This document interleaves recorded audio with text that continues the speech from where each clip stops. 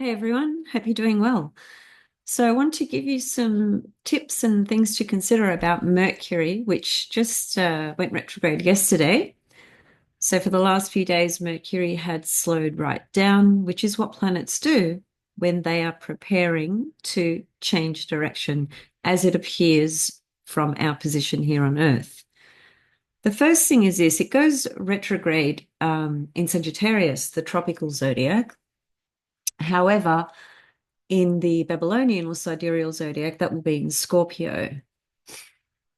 So there's a few things to consider here. And because I sort of look at a few different systems and a few different layers, because I think they are all incredibly valuable and worthy of exploring, it can get a little bit tricky. I understand, but that's why I'm here doing this video to hopefully encourage you or help you to see things in more of an eclectic way, as I would like to say. So first of all, we can look at the tropical zodiac, we can look at the Babylonian zodiac, and I look at both. So where is Mercury in both of those zodiacs? I will look at the degree and sign, and I will look at both where those placements are in my Babylonian chart and in my tropical chart. Okay, that's the first point. The second point is will you be using whole sign houses or will you be using a quadrant system? A quadrant system includes multiple house systems. Okay, so that's entirely up to you how you wish to explore and work with these. But again, I look at both whole sign houses and I also look at the quadrant system. And I know that adds a lot more to investigate.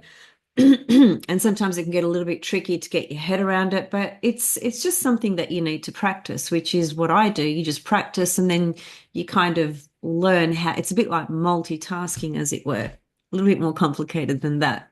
So, tropical zodiac, sidereal zodiac, whole sign house system, quadrant house system. I suggest looking at all of the above. So, the second thing is Mercury went retrograde yesterday.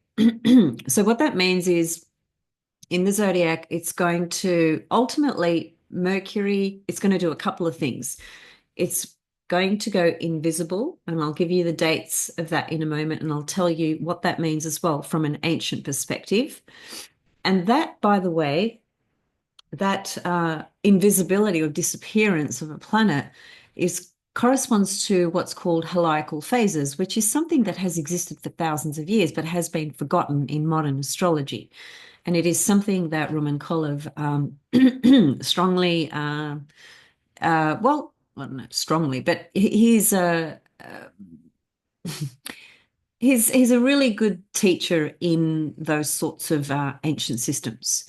So I've learned most of this actually through him. So when a planet goes invisible, which is what Venus does, every time Venus transitions out of her, like at the moment, for example, she's an evening star goddess, which is Aphrodite. And in March next year, she will become the morning star. So before she becomes the morning star, she will actually disappear. She will become invisible. And that disappearance and then reappearance corresponds to what's called heliacal phases, which a lot of people haven't heard of, and many people have as well. So this is what happens with Mercury as well, and with Mars and with Saturn and with Jupiter. Right now, however, we are focusing on Mercury because Mercury went retrograde yesterday. It will go invisible and then it will reappear, which is the heliacal phase. And in that process, Mercury will die, as it were, go into the underworld and be reborn actually as a morning star. The morning star Mercury corresponds to Apollo, the sun god Apollo, the light. Apollo is an incredibly powerful divinity, especially in Greek history, culture, mythology, and so forth, but also in Babylonian astrology as well. So Mercury has, two very distinct divinities that emanate from the energy of Mercury, depending on whether he is reborn as a morning star or an evening star. In this case, he or she or they or whatever you want to call it will be reborn as a morning star, which is Apollo. Okay. So we've got just to recap again, we've got the sidereal Babylonian zodiac, we've got the tropical zodiac, we've got Mercury going retrograde or gone retrograde already, and then Mercury disappearing, and then Mercury reappearing and being reborn as the morning star. So before Mercury is reborn as a morning star, um, first of all, it's got to form the conjunction to the sun, okay, which is called a cazimi. And a cazimi conjunction, again, that's a very old Arabic term, which means in the heart of the sun. That's what happens when Venus and the sun form a conjunction. She is in the heart of the sun, and she will be either reborn as a morning or an evening star. When she is retrograde, forming a conjunction to the sun, that's her rebirth as a morning star. Just in the same way that Mercury at the moment is retrograde, when Mercury forms the conjunction to the sun, which is on the 5th or 6th of December, depending on your position, southern hemisphere or northern hemisphere, 5th or the 6th. So the sun and Mercury form a conjunction whilst Mercury is retrograde. Okay, so that will be Mercury being reborn as a morning star, which is Apollo, sun god, light. And, whether you look at Mercury being in Scorpio or Sagittarius, both those archetypes do correspond to exploring, pardon me, exploring deeper aspects of the mind. Certainly, deeper aspects of the mind with Scorpio. And with Sagittarius, it's more of an expansive depth as well. It's a broader vision. So here we have Mercury retrograde being reborn as a morning star, which is Apollo, which is the light and the truth. And Apollo, represents a lot of different other things, certainly very much connected to the arts and music and things of that nature, right? So there's a lot of creative potential here with Mercury being reborn as the morning star. So the things to think about is, okay, when does Mercury become the morning star? Which, as I said, is on the 5th or 6th of December. However, Mercury will not be visible for some time. That's what happens when a planet forms a conjunction to the sun. The sun's beams pretty much cover that energy, that entity, as it were, until it moves further and further away from the sun, and ultimately will become visible in the sky again. Now, that date of visibility is quite a crucial time. That's when Mercury, as the Apollo morning star Mercury, appears, and therefore everything is seen, as it were, and a new cycle begins for us. Now, the other point that I wanted to just quickly touch on, which I made a post of this on Facebook, and many people had no idea what I was talking about, and that's why I'm doing this video. What I said was that when a planet disappears out of our view in the sky, which that corresponds to helical phases, what happens on a spiritual level with that particular divinity? It is said that that entity, divinity, planet, energy, whatever you want to call it, basically goes to God, goes to the source. And it's kind of like it goes to the source and it has a conversation with the source about our doings, about what we have been doing with that energy whilst that planet has been visible. So it gives an account of, everything that we have done. Now, in this case, what would that correspond to? It's all mercurial things. So it's got to do with everything that we have been thinking about, speaking about, writing about, sharing our mental ideas about, basically in this cycle of Mercury having been visible, okay, which is a certain amount of time. And so Mercury disappearing has this conversation, if you like, with the source, giving an account it's a part of us, right? Giving an account to the source of, what we have been doing from a Mercury perspective. And that's where things kind of get uh, evened out, ironed out, balanced. That's where things can things can become a little bit tricky because, if we've been, for Mercury rules thieves and liars, just to give you an example. So if we've been bullshitting, if we've been lying to somebody, lying about this, lying about that, well, that bill gets taken to the source and that gets looked at. And something happens there. And then, when Mercury is reborn, which begins a new cycle for Mercury as a morning star, that is an opportunity for us now to work on perhaps some of the things that we did that maybe weren't so great from a Mercury perspective. Or it could be the opposite. We could have done extraordinary things. We could have been um, speaking on truth. We could have been sharing a lot of knowledge and wisdom and information and ideas. We could have been working on a book we're writing, a blog, anything to do with the written and spoken word, with communication. And that, of course, can include teaching and sharing information and knowledge. So it doesn't have to be all bad necessarily. It just depends on who you are and how you are working with yourself, with your energy, with your life path, with the intentions and focus and decisions and choices you're making, basically. So it's not like someone's, standing above us, with this judgment book, as it were. It's everything is our own doing and our own undoing. It just simply it just simply means when Mercury is invisible, there's an account of what we have been doing from the point of view of Mercury with Source. Some things get decided at that point. Mercury, basically has that dance with the sun when it forms a Cazimi conjunction. That's its rebirth.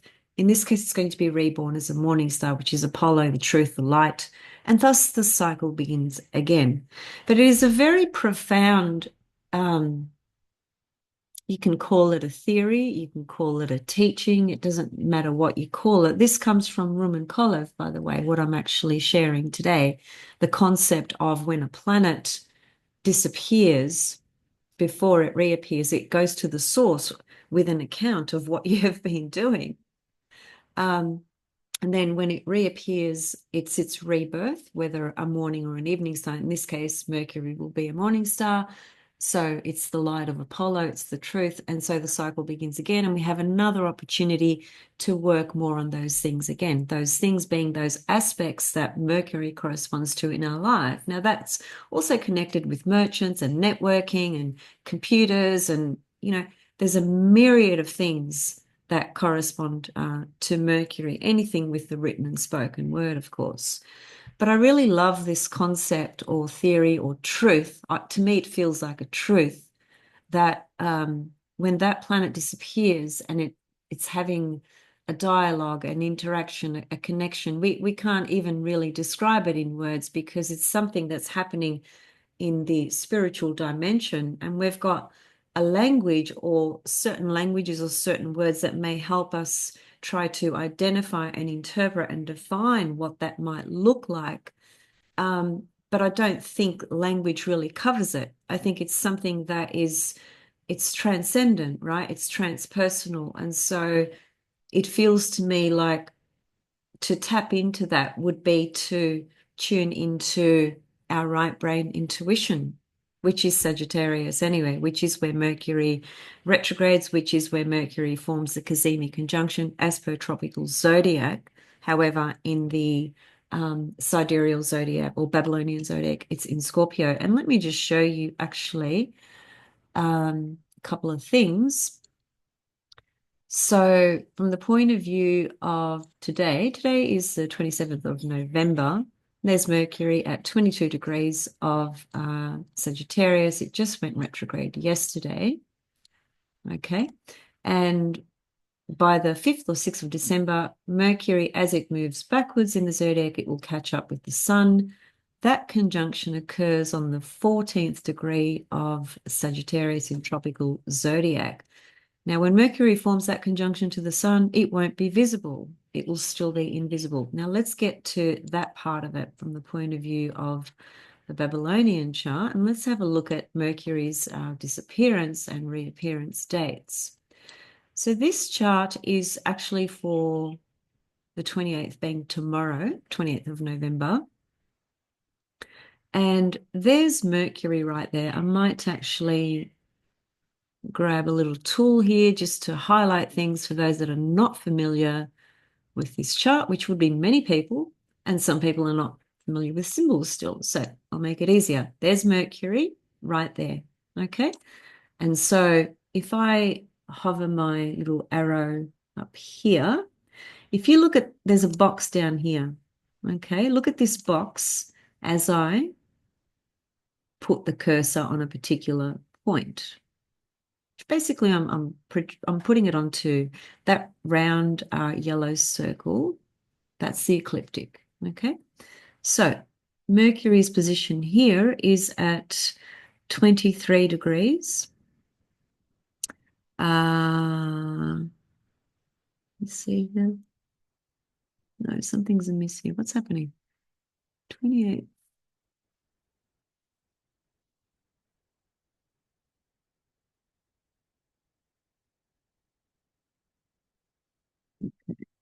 I think I will actually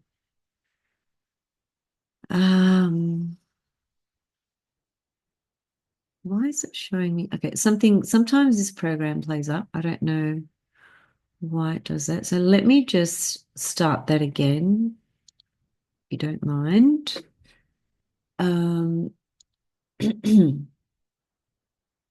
Okay, so what I'll do is I will just launch a chart for now.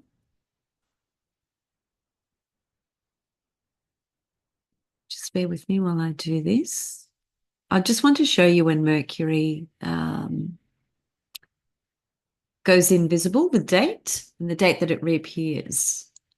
Now, on that point, actually, okay, 27th of November. Okay, there we go. So now it's doing what it needed to be doing. So let me just grab a tool once again. Thanks for your patience on this, guys. I am working with technology, so, sometimes things don't move as quickly as we want them to. Patience is a virtue. Okay. Oh, those arrows don't work for me. I need one of these. As I said, pay attention to this little box down here. Is it doing that thing again? Why is it doing that thing again? Um, okay, let me just that.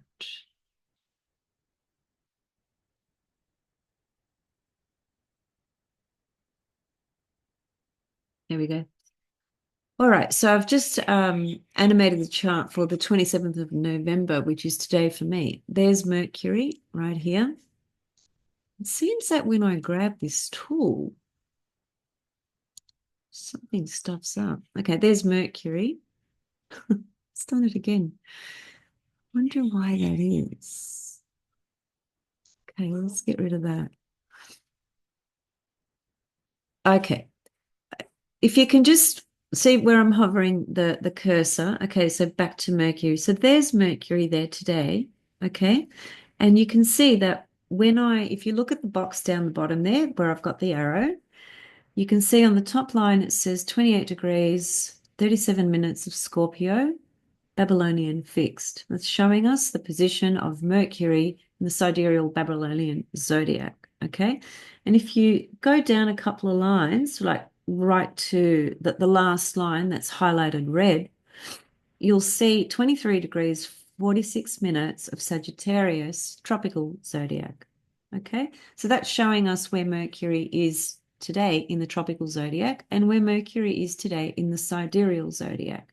Okay. Just it's important to show this, first of all, in case you have a program, second of all, in case you want to get it, which I highly recommend. And thirdly, like I mentioned at the very beginning, Mercury in terms of its position in the sidereal zodiac. It's in the constellation of Scorpio, but it's in the tropical zodiac of Sagittarius. There's a difference there. It's important to recognize that difference and understand that both have value and meaning. Okay, so let me just now animate the chart and show you.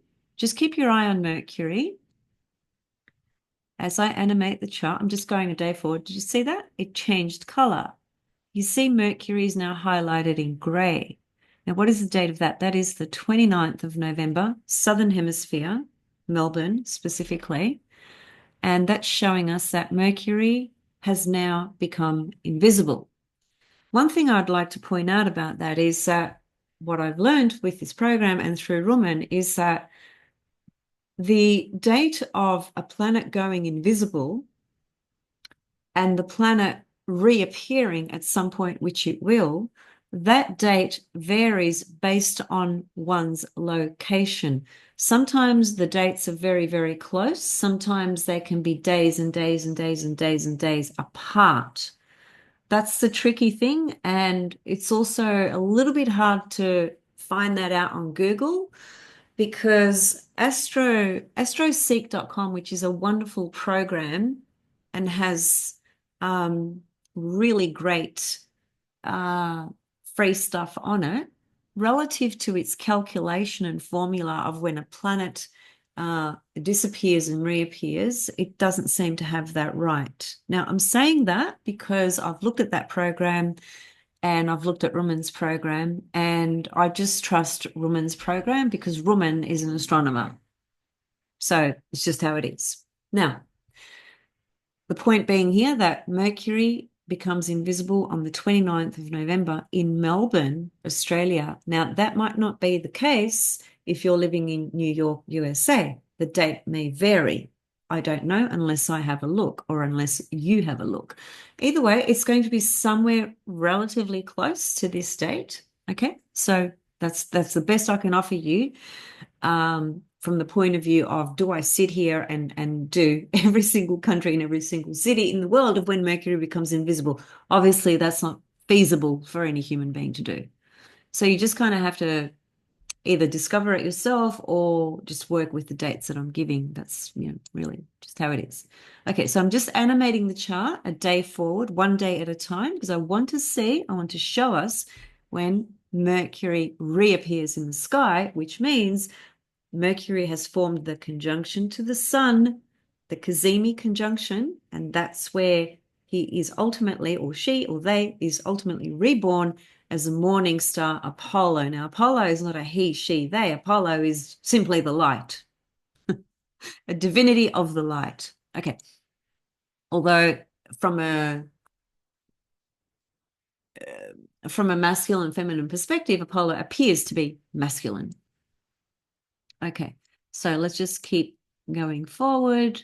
It's going to be a few days.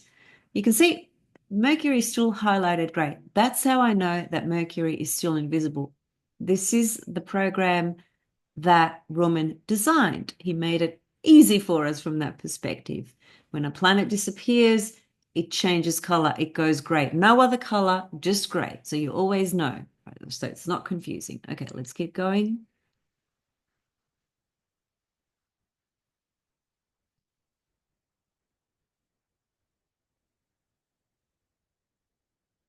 Ah, there it is. Okay, so 19th, let me just go back one day. So there it is, still invisible there on the 17th of December. And on the 18th of December, Mercury is now visible. Actually, let me just, this.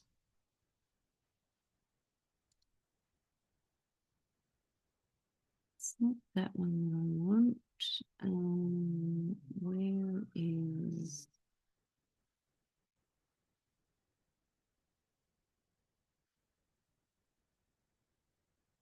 Can't remember where that page is that I want.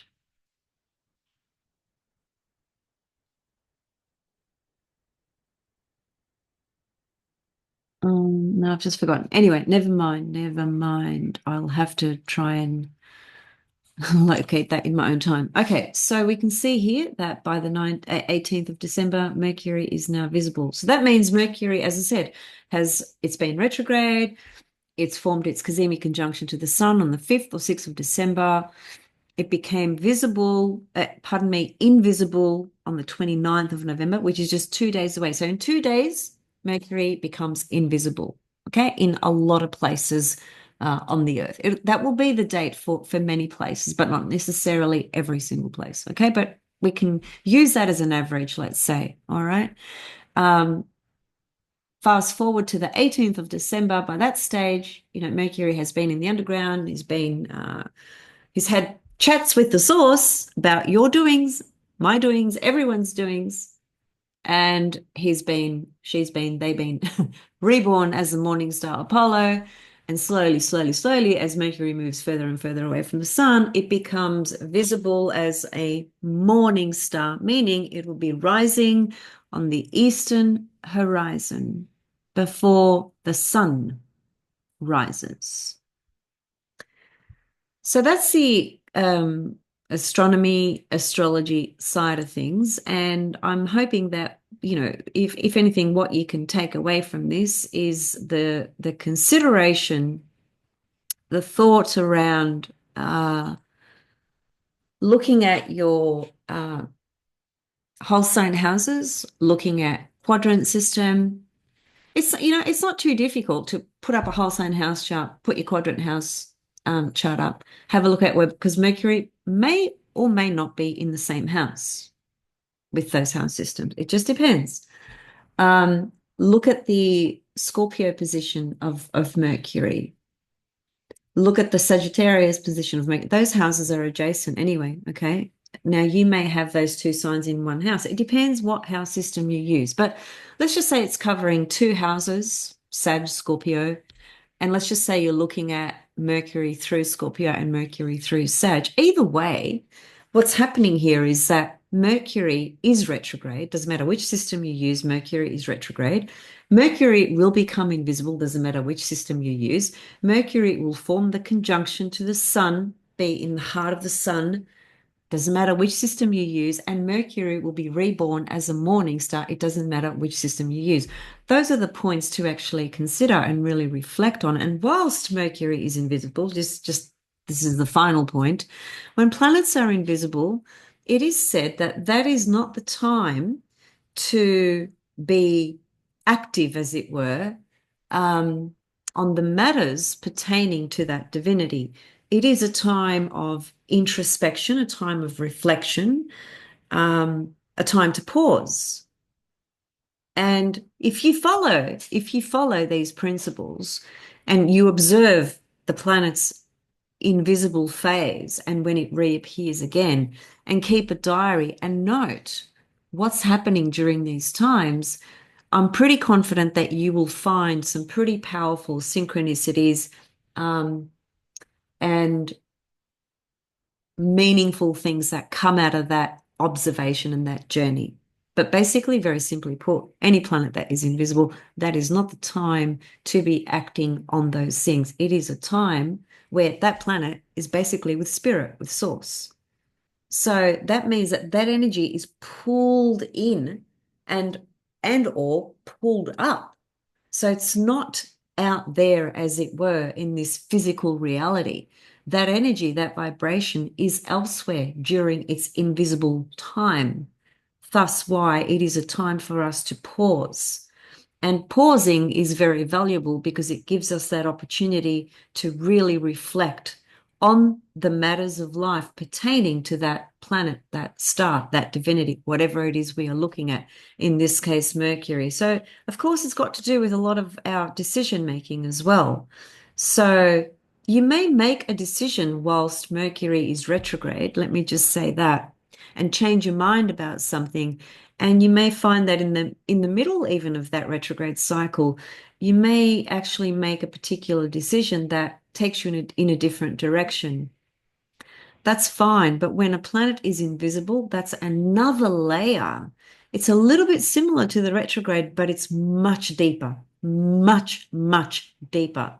When a planet is retrograde, that is our soul actually working with that divinity and that energy and contemplating and reflecting and pausing. But when a planet is invisible, that energy just goes straight to the source. So if we can understand that spiritually and symbolically, I think we can really benefit, especially from a spiritual perspective, with being in more authentic alignment, with our own soul and with spirit and the direction that we are heading towards. So I hope you enjoyed that short video, and I'll see you guys very, very soon. Leave your comments and questions below. I have a third course coming up, which is quite advanced material. If you're interested in joining any of those classes, send me an email. I also have another 2 courses already available. If you're interested in those, send me an email. Some of you have sent me a couple of emails in the last few days. I'm getting around to responding to those emails. Thank you for your patience and sending you all much love and happy Mercury Kazemi. But just I encourage you to pay attention to these heliacal phases. They are extremely, extremely powerful. See you soon.